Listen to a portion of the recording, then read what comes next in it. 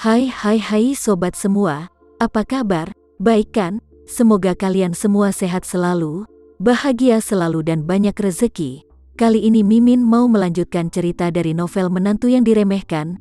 Semoga cerita ini bisa menghibur kalian semua ya, dan bisa menemani hari-hari kalian semua. Oh iya, jangan lupa bantu like dan komen ya biar Mimin tambah semangat uploadnya. Kalau begitu yuk langsung saja ke ceritanya, cekidot.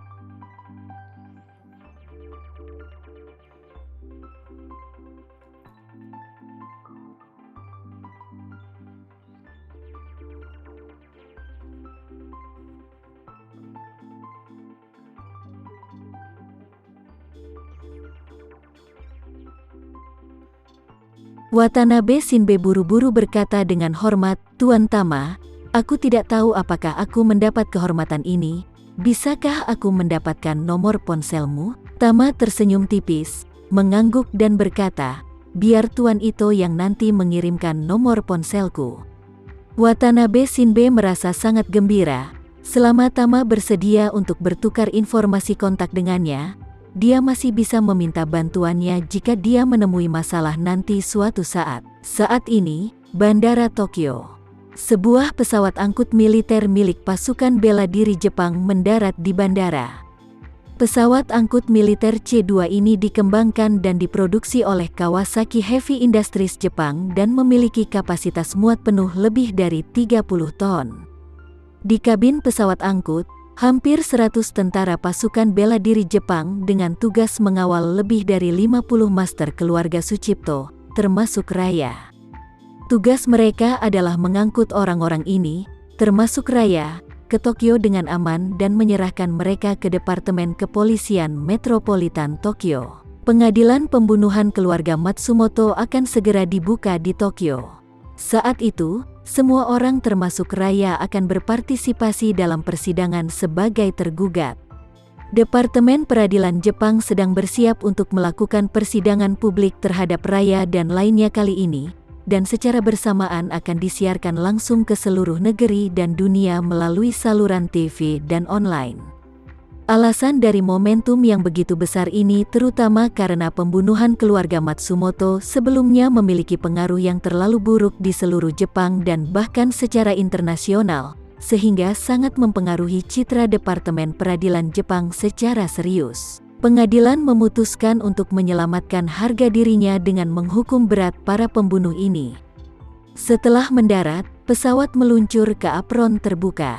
Ratusan pasukan khusus dari Departemen Kepolisian Metropolitan Tokyo telah lama menunggu di sini.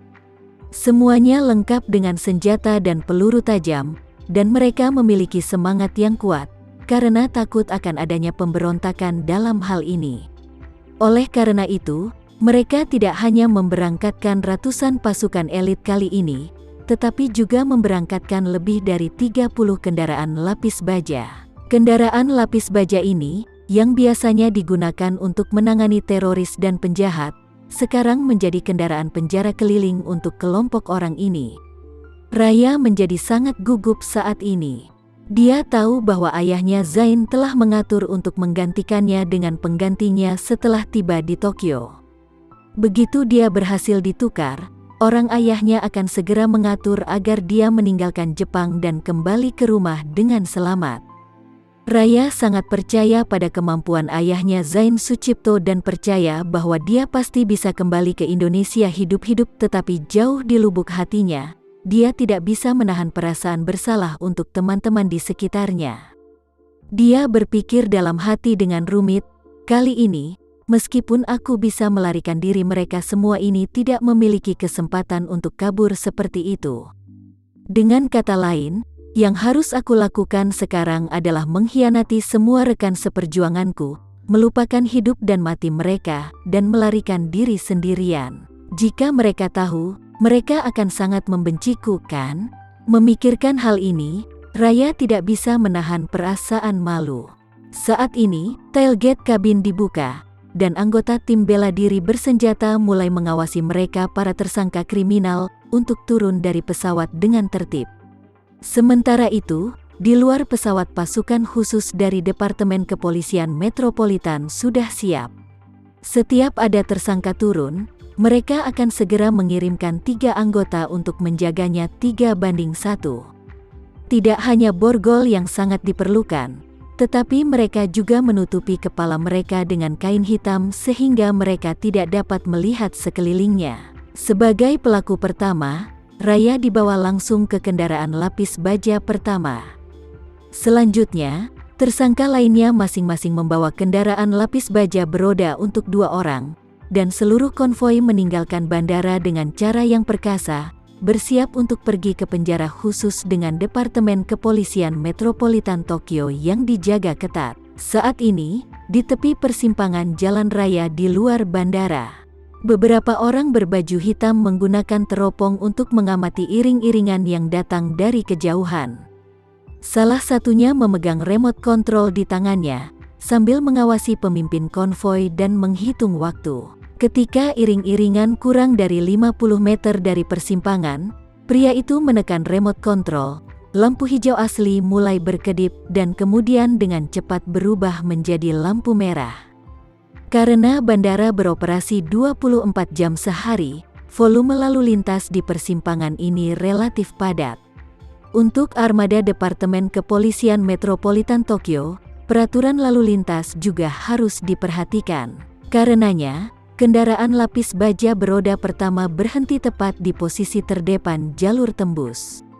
Iring-iringan di belakang juga perlahan berhenti. Logika dari konversi lampu merah adalah dengan bergiliran ke 4 arah, 1 menit di setiap arah, sehingga butuh waktu lama untuk menunggu putaran lampu hijau selanjutnya yaitu 180 detik penuh. Pasukan khusus di kendaraan lapis baja semuanya berdiri karena takut akan adanya celah dalam pengawalan. Untungnya, kendaraan yang bolak-balik di kedua sisi tidak menunjukkan hal yang aneh, dan tidak ada yang mendekati konvoi mereka. Namun siapa sangka saat ini, pasukan khusus kendaraan lapis baja beroda pertama langsung membuka pintu darurat di bawah kendaraan tersebut. Kendaraan lapis baja beroda yang disiapkan khusus untuk pasukan khusus ini memiliki keamanan yang sangat baik. Untuk memastikan bahwa pasukan khusus di dalam kendaraan dapat melarikan diri dari bahaya, atau setelah pintu terbentur atau meledak dengan keras, mereka ditempatkan secara khusus di bagian bawah kendaraan lapis baja beroda. Pada saat ini, setelah palka dibuka, lubang selokan hitam menghadap tepat di bawah.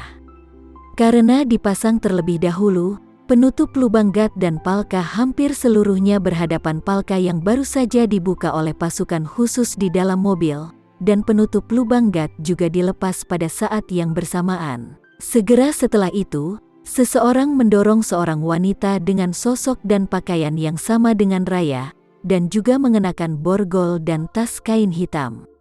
Begitu wanita itu didorong ke atas, beberapa anggota pasukan khusus segera menariknya ke dalam mobil, membiarkannya duduk di samping Raya, lalu segera mengangkat Raya, melewati pintu keluar darurat dan mengirimnya ke dalam selokan. Setelah selokan menaruh Raya ke selokan, mereka segera memberi isyarat baik kepada pasukan khusus di kendaraan lapis baja beroda, dan berbisik, lampu merah tinggal 30 detik lagi, tutup palka.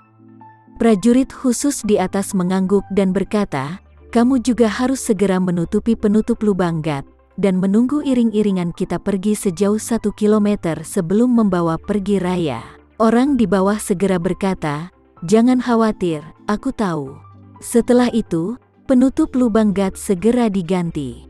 Pelabuhan darurat kendaraan lapis baja juga ditutup pada saat yang sama, dan semuanya bekerja dalam kesepakatan diam-diam dan mulus.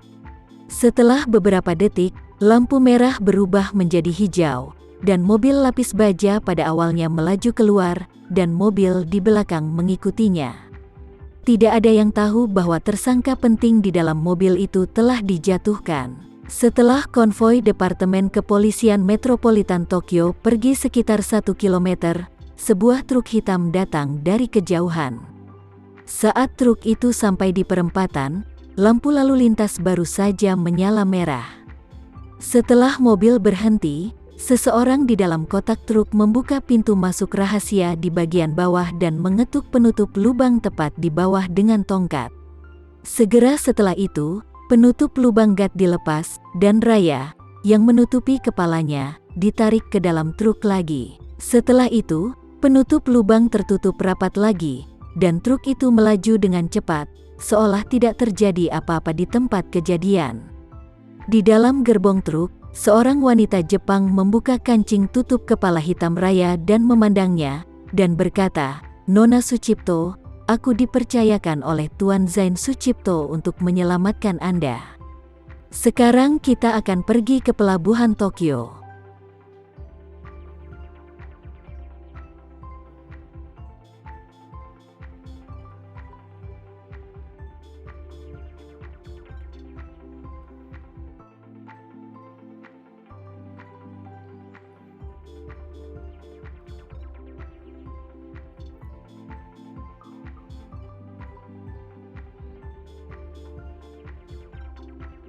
Sekian dulu ya cerita kali ini, kita lanjutkan lagi ceritanya di lain waktu. Oh iya, bagaimana menurut kalian? Semoga bisa sedikit menghibur kalian semua. Jangan lupa like, share dan komen ya. Untuk teman-teman yang baru nonton, jangan lupa subscribe-nya. Hehehe, kalau ada teman-teman yang ingin gabung langganan bisa langsung gabung saja untuk dapat fitur yang menarik dan sedikit membantu Mimin. Terima kasih sudah menonton, sampai jumpa lagi. Bye bye bye.